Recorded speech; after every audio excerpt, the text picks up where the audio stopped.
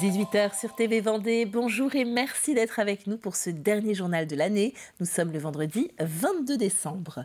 Au sommaire, la région Pays de la Loire vote son budget primitif 2024. Un budget stable et responsable avec, et c'est une première, une démarche de budgétisation verte. À Saint-Martin, Lars en Saint-Hermine, le sort de l'unique école de la ville est scellé. Elle fermera ses portes cet été. Élus et citoyens ont tenté une dernière fois de s'y opposer. Enfin, une colocation qui mélange des étudiants et des personnes porteuses de handicap mental. C'est la Maisonnée des Petits Plus qui s'est installée à La Roche-sur-Yon. Nous avons assisté à la première soirée de convivialité. Fin de la session budgétaire pour la région Pays de la Loire aujourd'hui. Il s'agit du vote du budget primitif pour l'année 2024. Alors qu'elles ont progressé cette année, les dépenses de fonctionnement baisseront l'an prochain de près de 3 millions d'euros, rendant possible une augmentation des investissements qui atteignent 507 millions d'euros, investissements qui feront la part belle à la transition écologique. Un grand plan arbre, un grand plan haie. On a trop détruit des haies, il faut absolument les restaurer, il faut les préserver, il faut replanter. La région, avec l'ensemble des acteurs sur le terrain, va contribuer beaucoup. C'est aussi le vélo, avec le développement, par exemple, donc d'un grand plan vélo, mais qui prévoit par exemple le fait d'installer des locations de vélos dans une trentaine de gares des Pays de la Loire. Donc bien sûr, la Vendée sera le cas aussi. Et l'exercice 2024 va aussi être marqué par l'apparition d'un premier budget vert dans les comptes de la région. L'objectif est de classifier toutes ces dépenses selon leur impact sur l'environnement. Le couperet est tombé, l'unique école de Saint-Martin-Lars en Saint-Hermine va fermer. Après 3 années de sursis, l'annonce a été faite par la direction de l'enseignement catholique de Vendée ce jeudi. Parents d'élèves, citoyens du village et élus se sont rassemblés pour protester et tenter de sauver l'établissement. En vain, le reportage de Cyril Guillet et Mathis Pires. C'est tout un village qui se déplace en soutien à leur seule école. À partir du 31 août 2024, les 2 classes accueillant 29 enfants fermeront leurs portes et 2 emplois seront supprimés.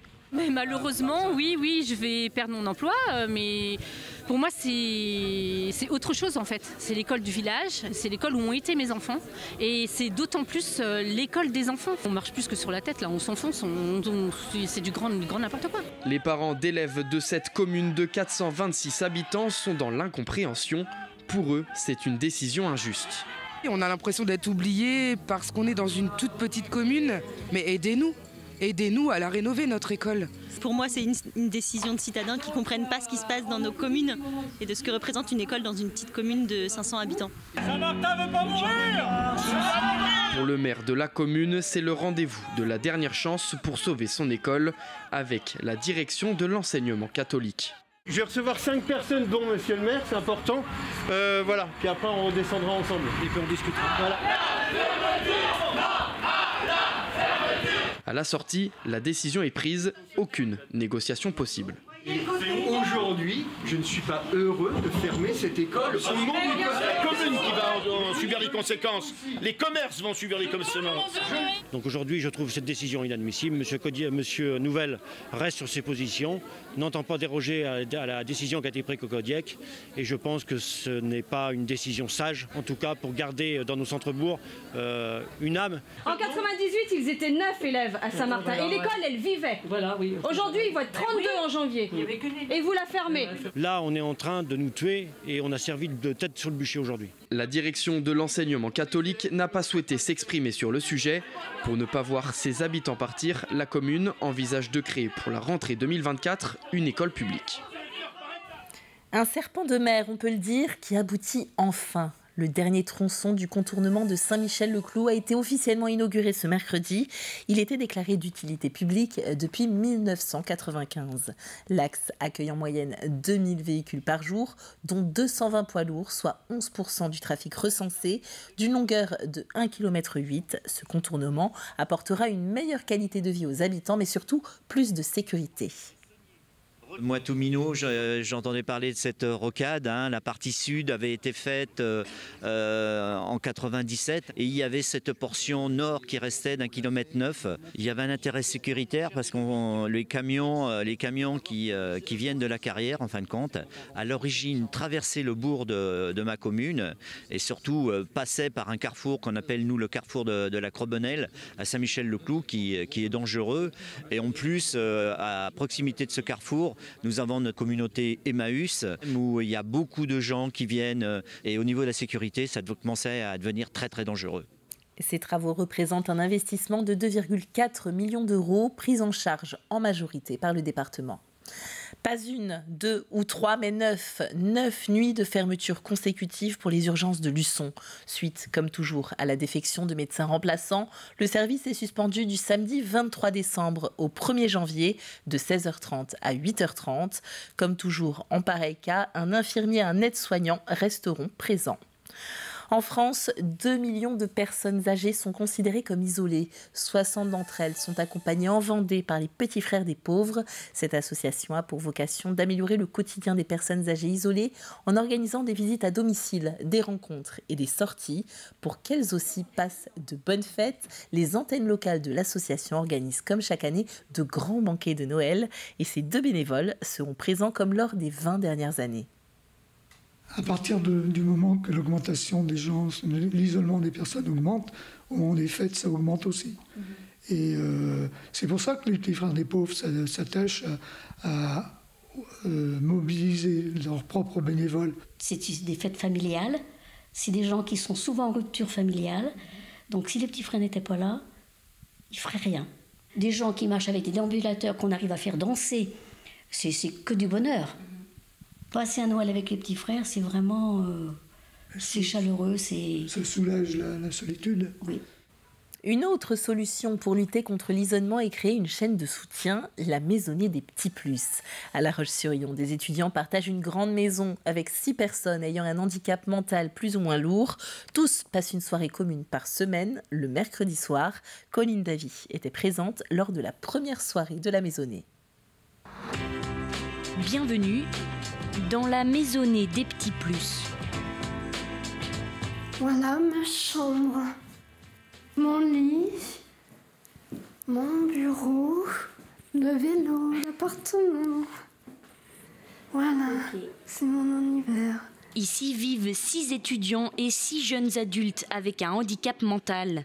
Un nouveau concept de colocation imaginé comme une solution pour que ces derniers puissent vivre en autonomie, détachés de leur famille. La Maisonnée des Petits Plus, elle est issue de quelques familles qui se sont retrouvées, des familles qui sont parents d'enfants qui portent un petit plus, qui ont un chromosome en plus, qui ont donc besoin de protection et qui ont besoin aussi maintenant d'autonomie parce que comme ils sont jeunes adultes, ils ont envie vraiment d'indépendance. Les Petits Plus ont leur rythme, les étudiants ont leur rythme et de temps en temps, on se rencontre. Chaque semaine, une soirée commune est organisée. Ce soir au menu, gaufres, tartes et salades. Mais il s'agit surtout d'un temps d'échange et de rencontre pour ces colocataires qui vivent au quotidien à des rythmes bien différents. Ça nous fait un break, là par exemple, on est en pleine période de partiel et incroyable parce qu'en fait ça nous fait un break en plein milieu. Ça fait du bien de manger avec eux, de faire la fête avec eux. Généralement, on ne se voit pas. Nous, on a cours donc d'un côté avec donc nos licences, ça nous prend beaucoup de temps. Et faire justement des soirées comme ça avec les Petits Plus, ça permet justement de casser, d'une part, nous, notre quotidien d'étudiants, eux, de casser leur quotidien donc de Petits Plus et au final de vivre ensemble. Au-delà du repas, cette soirée est aussi l'occasion de partager de bons moments. Ce soir, ambiance cadeau de Noël. Tout le monde met un petit peu du sien et il y a les étudiants qui dansent le rock avec les Petits Plus. Il y a voilà, plein de petites choses comme ça qui sont très sympas. Il y a ceux qui sont plus dans la réserve mais qui vont rentrer en dialogue et avoir des échanges. C'est très chouette. Non, tout le monde a vraiment sa place. Demain, chacun reprendra son rythme partiel pour les étudiants, activités pour les Petits Plus, avant la prochaine soirée commune, mercredi prochain. Des images qui font plaisir à voir. Un joli moment de partage et de rencontre était aussi organisé mercredi au Bourg-sous-la-Roche à La Roche-sur-Yon. Un repas de Noël solidaire préparé par l'association Art et Culture et le Parti communiste local. Une quarantaine de parents et 100 enfants venus de différents quartiers étaient présents. Au programme, repas de fête, animation, spectacle et cadeaux avec le Père Noël venu en personne. C'est agréable, c'est gentil, ils nous ont invités, c'est très gentil. Des cadeaux pour les enfants. On a bien mangé, c'était bon. Je le remercie beaucoup. Oui, c'est très important pour nous et pour nos enfants. On est très contents, on a bien mangé. C'est une très bonne idée, on espère que ça va se reproduire. Et les enfants, ils ont beaucoup aimé, et les parents aussi. C'est un bon moment qu'on a passé. On finit ce dernier journal de l'année sur l'ambiance de Noël. Direction le numéro 3 de la rue des Cormorans à La Chaume pour se promener dans un jardin décoré avec passion. Poupées, lumière, décoration foisonnent pour le bonheur de tous. C'est la 23e année que le couple de propriétaires anime ainsi chaque soir son jardin. Il est à découvrir jusqu'au 7 janvier. Dans le jardin, on y trouve la Reine des Neiges, on y trouve Cendrillon, on y trouve... le Roi Lion. C'est un petit peu Walt Disney, mais c'est revoir la tradition de la crèche qu'on a toujours eue partout. Toutes les poupées, toutes les perruques des poupées ont été faites par notre fils qui est perruquier. Donc on ne trouvera pas de poupées comme ça ailleurs. À la tombée de la nuit, tout s'allume, les décorations, et on fait un petit vin chaud pour les gens qui viennent nous rendre visite. C'est la fin de cette édition. La rédaction prend maintenant quelques jours de repos bien mérités. Nous nous retrouverons donc pour des journaux frais à compter du 2 janvier. En attendant, ne manquez pas nos rétrospectives de l'année. Le premier numéro est à retrouver lundi 25 décembre. Quant à moi, il ne me reste plus qu'à vous souhaiter de joyeuses fêtes de fin d'année. Profitez bien de vos proches et à très bientôt sur TV Vendée.